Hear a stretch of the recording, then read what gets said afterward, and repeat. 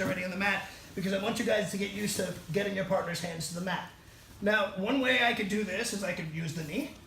Another way I could do this is I could just use one leg to bridge and then use my knee. All right? That's going to be a lot more effective than just using your knee because now I'm bridging all the way up and then forcing his hands to the mat from there. Okay? Now, once I get that, guys, I have to make sure I frame across his hips and I frame across his thigh here, what we call inside control. So I want to have my elbow to the inside of his legs here. All right? Now, here's a mistake a lot of people make on this, right? My next order is I have to make sure I trap his leg, right? So a lot of people do this. They make one leg straight, they turn a little bit like this, and then they try to reach over the top here. And sometimes they get into some issues there, all right? And we're going to talk about why. So come off for one quick second. Guys, I want you to, everybody come over here real quick, and I want you to pay attention to this bottom side leg. Okay? Now take a good look at my leg in all its hairless glory. So you guys see this little space right here? Right in my leg here?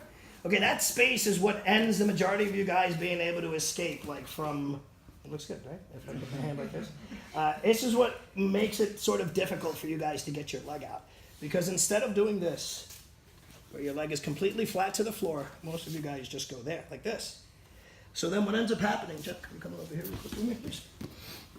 What ends up happening is, if this guy, I want to just sort of talk about this, right? If I want to get my knee out of here, my leg, I want to kind of think of like a spatula, right?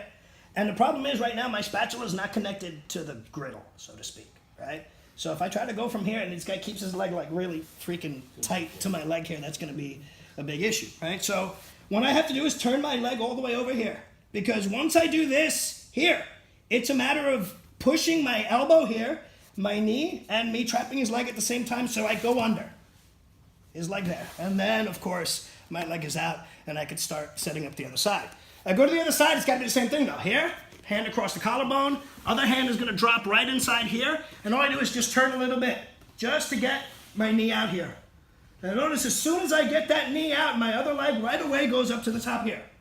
I'm going to trap his arm from underneath here to pull it to me, so that I could use this knee against his hip to turn my hip sideways and then lock up the guard fully there. All right, does it make sense to you guys? Yeah. Now, the one thing there is turning the body over, right? I want you to do it a few times, and then we're going to go into a little more detail on trapping the leg and going forward from there. All right, so you ready? So what you're going to do now is like this. Here. So my partner's going to start up, okay? One leg bridging here. Look, bridge, there.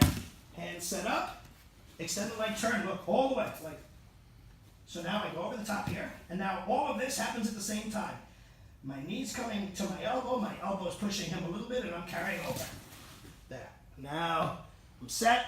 My other hand is right on the side of my body. Notice how right now, I can't really get it into where his leg is.